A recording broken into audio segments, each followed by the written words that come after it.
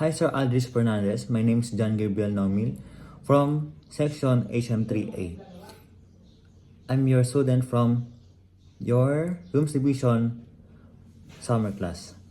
This is my oral assessment question and answers. Number 1. Explain the difference between a revenue center and a cost center. Name the departments involved in each center. Revenue centers, the income generating departments of the hotel. They usually have direct hotel guest contact and are called front of the house. Cost centers provide technical support to the income generating departments. Most of these departments have little exposure of guest contacts and are usually located at the back of the house or heart of the house. Department involved revenue center. Number 1, rooms department comprises the front office and housekeeping team. Number 2, food and beverage department comprises the outlets, room service, and banquet teams. Number 3, other departments includes fitness and recreation facilities and other income generating units that are associated with room sales and food and beverages. Cost center, marketing department creating promotional activities for the hotel. Engineering department in charge of preventative maintenance management of the rooms and facilities of the hotel. Accounting department in charge of the billings of guests and revenue and cost monitoring of the hotel. Human resources recruits, selects, trains, and discipline all hotel employees. Security takes care of the safety of all the people in the hotel and responds to all cases of threats and emergencies. Sales department comprises room and food beverage sales teams responsible for saturating markets for clients, room occupancy and functions and events. Administration or executive office, the office of the hotel's general manager. Number 2. Explain the hotel operational cycle. Pre-arrival phase.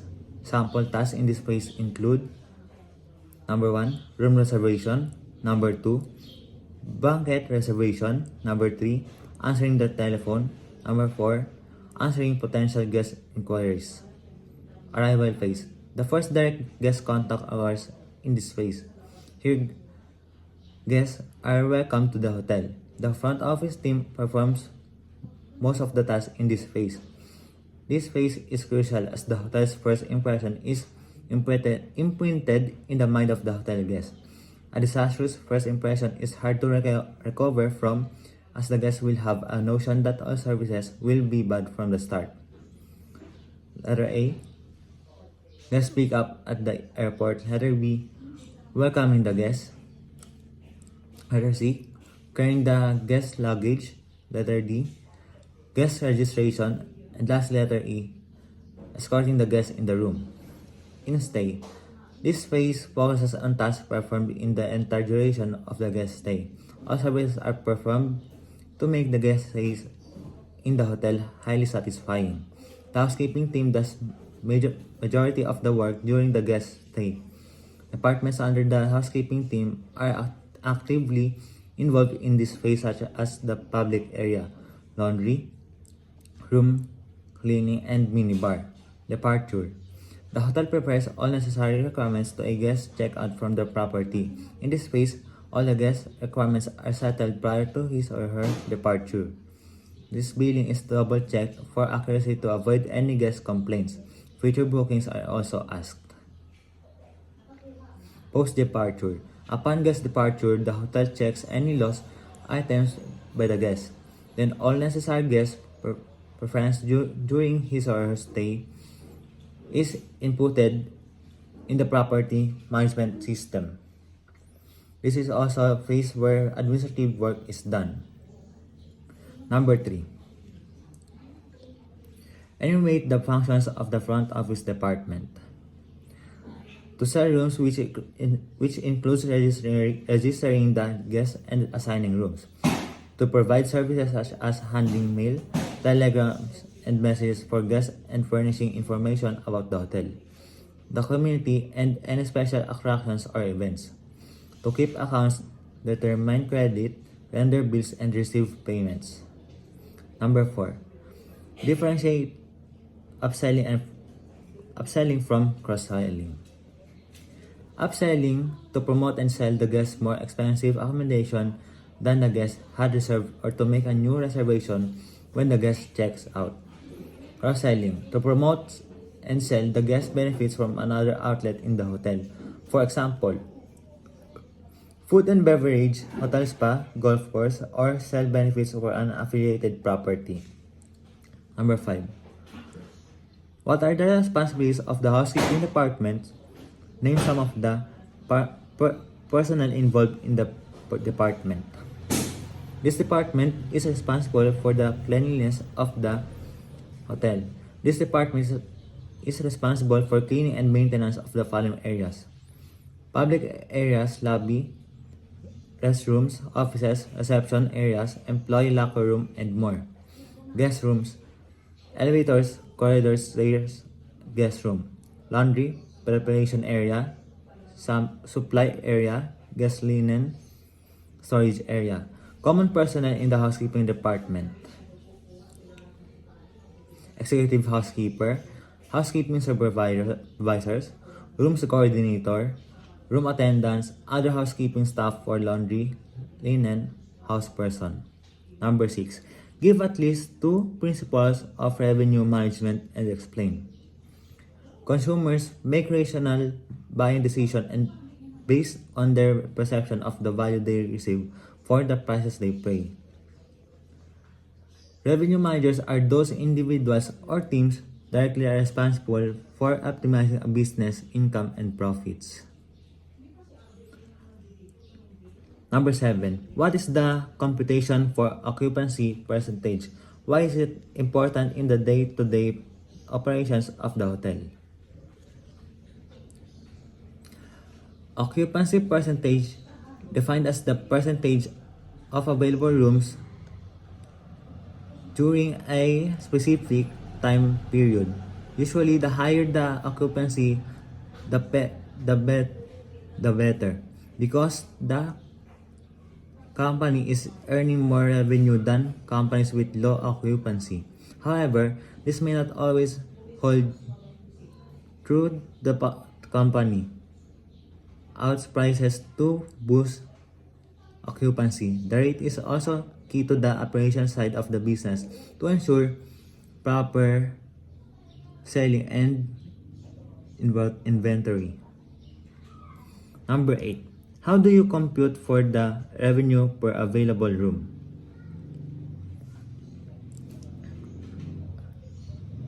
RevPAR. As the measure at the revenue that's generated by a property in terms of each room available. This metric is affected by the number of unoccupied rooms, represents the success of the hotel in filling its rooms. Increasing RevPAR means either the room rates of the occupancy rates are risking or both. Percent change, defined as the comparison of this year's number versus last year's, normally based on demand or ADR. Total available rooms, defined as the number of rooms available multiplied by the number of days is a reported period, used as a measure of capacity in the system of hotels. Number 9. What activities do you undertake when preparing reception for service? Reception staff must check guest details on the daily arrivals list, also known as the arrival list, to review and ensure guest bookings are correct and the right room is allocated to the guest. Number 10. How do you check expected guest movement for the day? Why is this activity important for the operations? By consulting a pre-arrival report or a movement list that includes name of guests expected to arrive and depart. To track expected guest movement, hotels rely on their Property Management System or PMS to manage reservations and check-in and check-out processes. Number 11. What factors do you consider when allocating guest rooms? In the case of specific room types that are limited, such as the presidential suite, where there is only one of this type of room, the room will be allocated to the guest reservation at the time the reservation is made to ensure the room is blocked off for this guest. The same would occur for family suites or interconnecting rooms or honeymoon suites, or which there is a limited number. All these rooms are blocked off at the time the reservations are made to ensure the room's availability. Number 12. How would you follow up on uncertain guest arrivals? What will you do in case of an arrival which is tentative and the hotel is fully booked? If the establishment is running at high occupancy and there are bookings that have not been guaranteed, reception staff may be required to ring guests using the contact number supplied and confirm their arrival. The main aim of following up uncertain arrivals is to optimize room sales. If the guests use tentative reservation and the day of their arrival was fully booked, I will offer the guest to go another establishment for their reservation. Number 13. Where and to whom do you distribute daily arrivals list and why? Housekeeping, concierge, porter, security, food and beverage, management, laundry, kitchen. Number 14. How do you explain their reservation to a newly arrived guest? Ask them if they have a reservation on that day, and if they are guaranteed or tentative reservation, to confirm their reservation and they have a special request to do their room. Number 15. A walk-in has requested for a double room for 5 days. How will you determine if you can accept this guest or not?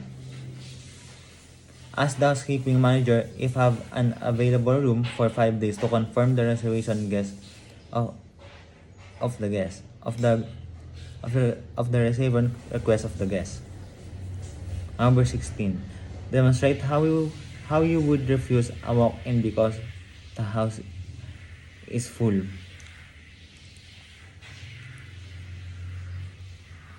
By creating an alibi to convince the guest to go to other establishment. Number 17. Give 3 examples of HK requests that may be made by guests. Room change, early arrival, early departure.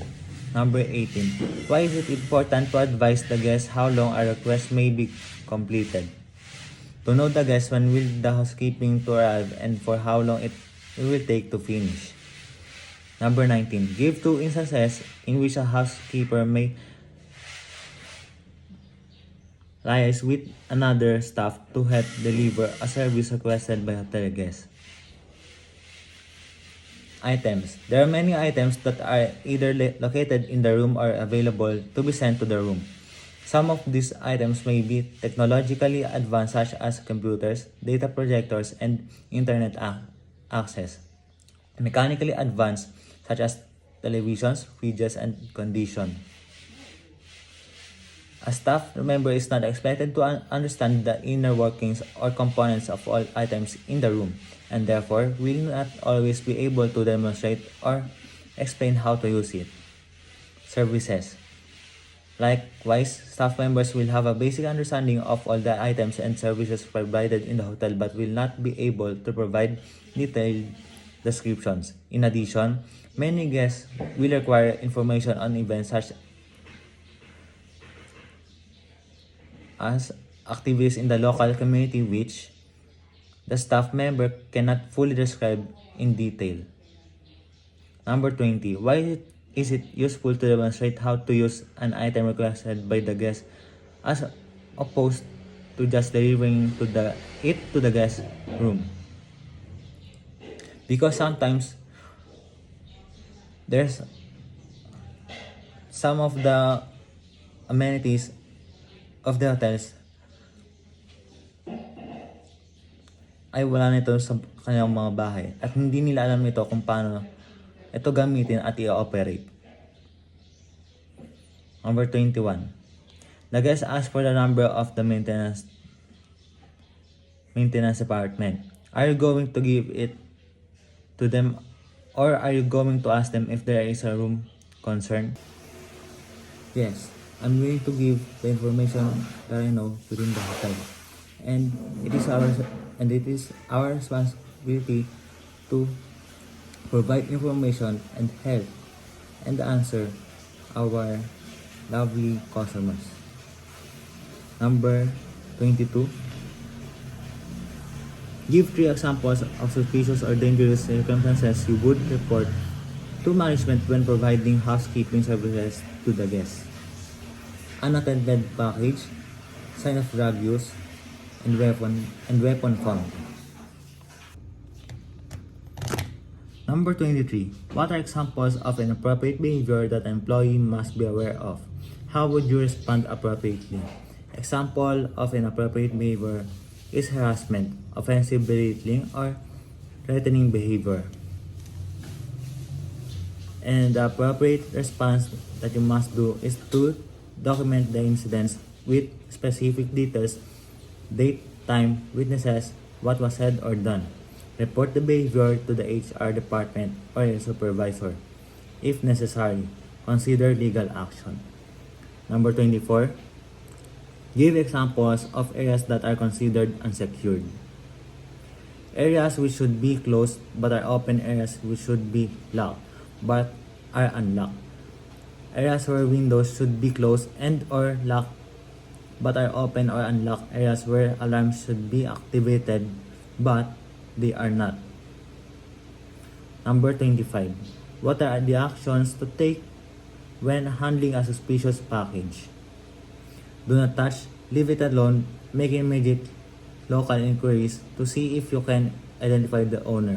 The owner must have just wandered away. Be speaking to staff at reception or be at the bar obtaining drink. Call the police and report the finding. Stay on the line until told to hang up. Answer the question as to the best of your ability. Internal requirements may require you to notify management first. Adhere to venue policy in this regard.